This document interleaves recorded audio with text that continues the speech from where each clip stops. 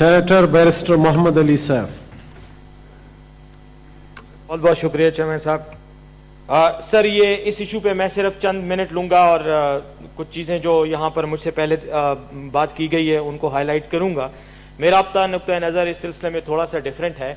तालिबान के साथ अमारात इस्लामी अफ़गानिस्तान के साथ जो मुआहिदा हुआ वो यकीनन अमन की जानिब अफ़गानिस्तान में एक अफ़गान इलाके में एक पेशरफ्त तो ज़रूर है, लेकिन इसको अभी से फ़तह डिक्लेयर कर देना और ये कहना कि बस शायद अमेरिका भाग गया, मैं समझता हूँ कि अगर इस अप्रोच के साथ हम बात को आगे बढ़ाएंगे तो हम अपनी इंसेप्शन में ही, अपने स्टार्ट में ही उन गलतियों को लेके आगे बढ़ेंगे जो इससे पहले माजी में रिपीट होती रही हैं। मुझसे पहले दोनों मुकर्रीरीन ने अल्लामा इकबाल की बात की और उनको दौर अफ़गानिस्तान और उस दौर की शायरी पर बात की।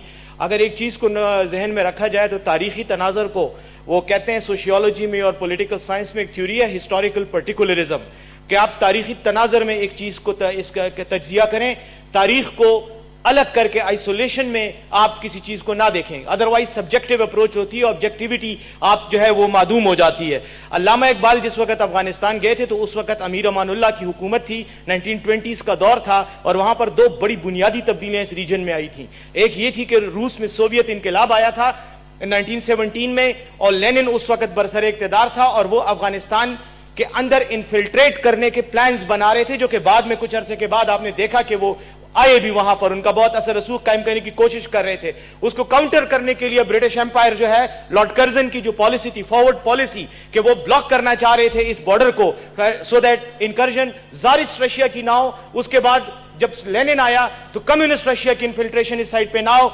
इनकर्जन ना हो। अफगानिस्तान उस वक्त एक हॉट बेड था इंटरनेशनल कॉन्स्पिरेसीज का। जब ये वहां जाते हैं तो उस वक्त अफगानिस्तान अंग्रेजी हुकूमत के साथ इख्तिलाफ में था और 1919 की जंग हुई थी बरतानिया और अफगानिस्तान की आपस में। तो इन हालात को ना भूलें कि उस वक्त हालात क्या थे और उस वक्त अफगानिस्तान की सिचुएशन क्या थी। जब हम 1979 पे आते हैं तो उस वक्त सिचुएशन की डायनामिक्स कुछ और हो जाती है। उस वक्त वही सोवियत यूनियन जिसको अंग्रेज रोकना चाह रहे थे वो अफगानिस्तान के अंदर आ चुका था। उसने अपनी 1.5 लाख फौज वहां पर बिठाई हुई थी।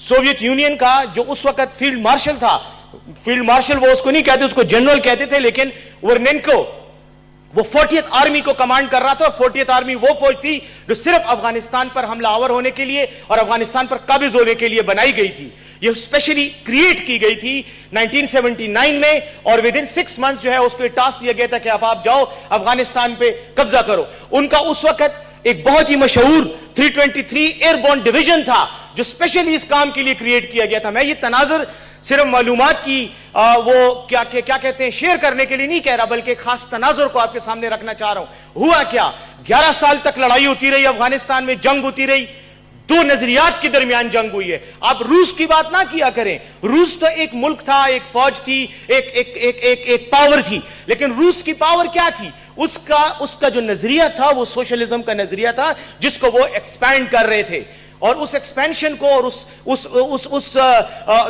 नजरिए को क्या कहते हैं, एक रिवोल्यूशनाइज करने के लिए बाकी इलाकों को जो उनके इर्द गिर्द थे उसके लिए वो काम कर रहे थे। इसलिए आप इसको रूस और उसकी अमेरिका की जंग ना कहा करें। यहां पर बड़े लोग ये ख्याल रखते हैं कि रूस अमेरिका की जंग थी। ये सोशलिज्म और एंटी सोशलिज्म, सोशलिस्ट फोर्सेस की जंग थी और इस्लाम उसमें एक रिप्रेजेंटेटिव फोर्स थी। मुजाहिदीन जो लड़े इस्लाम के नाम पे लड़े, जो दूसरी साइड से लड़ रहे थे वो सोशलिज्म के नाम पे लड़ रहे थे। अब वो चीज खत्म नहीं हुई। 1992 में जिस वक्त, बल्कि मैं 1989 में जब सोवियत विड्रॉल होता है तो 2 साल तक डॉक्टर नजीब की हुकूमत रही, 3 साल तक, अप्रैल 1992 तक। 1992 में जब डॉक्टर नजीब की विड्रॉल से पहले जो कुछ हुआ, जनीवा एकॉर्ड हुआ। अब आप जनीवा एकॉर्ड को देखें, उसकी तमाम डेवलपमेंट्स को देखें, और मुशाहिद साहब मैं समझता हूं कि शायद इनको ये बातें सारी फिंगर टिप्स पे याद होंगी कि जब जनीवा में मुज़ाकरात हो रहे थे तो उस वक्त एक पाकिस्तान था, दूसरी तरफ से अफगान हुकूमत थी।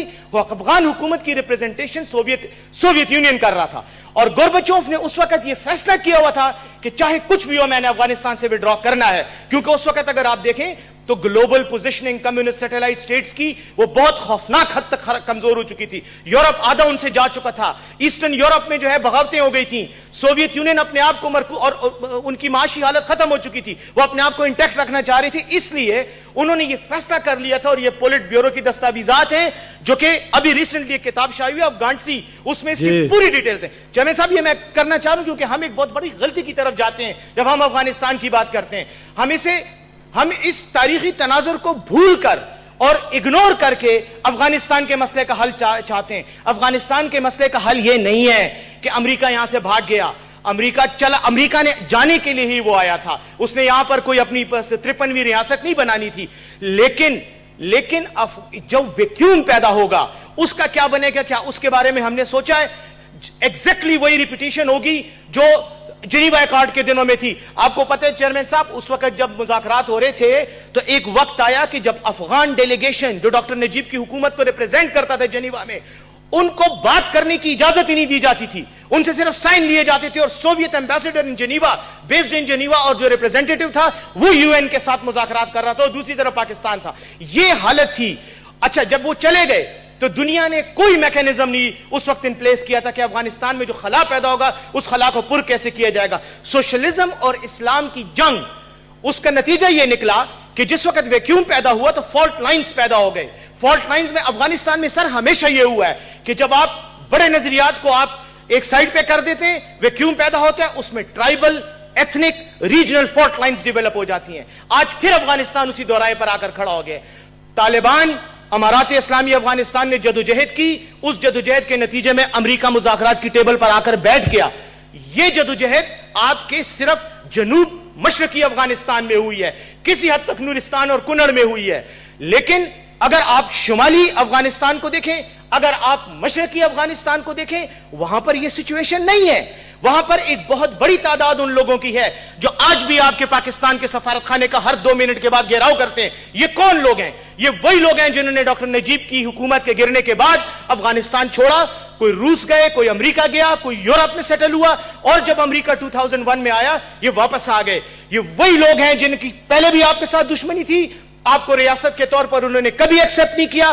آج بھی وہ کابل میں بیٹھے. میں یہ نہیں کہتا کہ کابل میں بیٹھے ہوئے سب لوگ اینٹی پاکستان ہیں, لیکن ان میں ایک بہت واضح اکثریت ان لوگوں کی ہے جو آج بھی انڈین فیورڈ ہیں. ان میں سے کئی جو ہیں وہ ہندوستان میں رہے ہیں, انہوں نے مہاجرت کی زندگی انڈیا میں گزاری ہے, ان کے نظریات انڈینز ہیں, پرو انڈین ہیں وہ. اس لیے چیئرمین صاحب, ہمیں پاکستان کو اس بات پہ تالیاں نہیں بجانی چاہیے کہ قطر میں مذاکرات ہو گئے اور فتح ہو گئی اور اسلام کا علم بلند ہو گیا.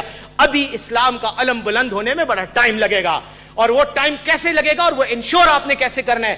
یاد رکھیں, فتح مکہ سے پہلے صلح حدیبیہ ہوا تھا, لیکن صلح حدیبیہ کے بعد رسول کریم صلی اللہ علیہ وآلہ وسلم 10,000 سے زیادہ لوگ لے کر 10 ہجری میں مکہ کے اندر داخل ہوتے ہیں بزور قوت.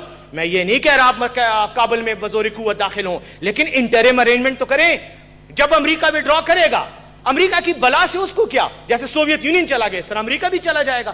امریکہ چلا گیا پھر ایک ویکیوم پیدا ہو جائے گا. اس ویکیوم میں کون لڑے گا؟ اس میں امارات اسلامی جو ہے اس کو آپ پچ کر دیں گے اگینسٹ وہ لوگ کہ جو اس سے پہلے ان کے مخالف ہیں, اور کئی اور پاورز کے لیے موقع مل جائے گا جو اس وقت ریجنل پاورز جن کی طرف ابھی مشاہد صاحب نے اشارہ کیا, ان ریجنل پاورز کو. اور خاص طور پر یہ جو شرارتی غنڈا انڈیا میں بیٹھا ہوا ہے مودی, اس کے لیے تو یہ ایک پلیٹ ہے, تیار مرغی ہے اس کے لیے. وہ تو دوڑے گا اور آ کر اس ویکیوم کو فل کرنے کی کوشش کرے گا, اور پھر آپ کے ویسٹرن بارڈر پر خطرات پیدا ہوں گے. میں سمجھتا ہوں پاکستان کو اس میں بہت پرو ایکٹیو رول پلے کرنا چاہیے. پاکستان کو افغانستان کے امن سے دلچسپی ہے, ہمیں افغانستان کی خانہ جنگی سے نقصان ہے, لیکن ہمارے پاس مجھے لگتا ہے کہ کوئی پراپر ورکڈ آؤٹ پلان نہیں ہے. اور جب یہ پلان نہیں ہوگا, ویکیوم پیدا ہوگا, تو اس ویکیوم کو وہی طاقت فل کرے گی جو تخریب کرنے کی صلاحیت رکھتی ہے. آپ تعمیری طاقتوں کو اگنور کر رہے ہیں, تخریبی صلاحیتوں کو, طاقتوں کو موقع ملے گا, اور خدا نہ خواستہ, خدا نہ کرے کہ افغانستان کا یہ مسئلہ سیٹل ہونے کی بجائے مزید گمبھیر ہو جائے. تو اس وقت سے فائدہ اٹھانا چاہیے, اور میرے خیال میں فورن آفس کو اس سلسلے میں پارلیمنٹ کو اعتماد میں لے کر یہ ذمہ داری پوری کرنی چاہیے. Thank you.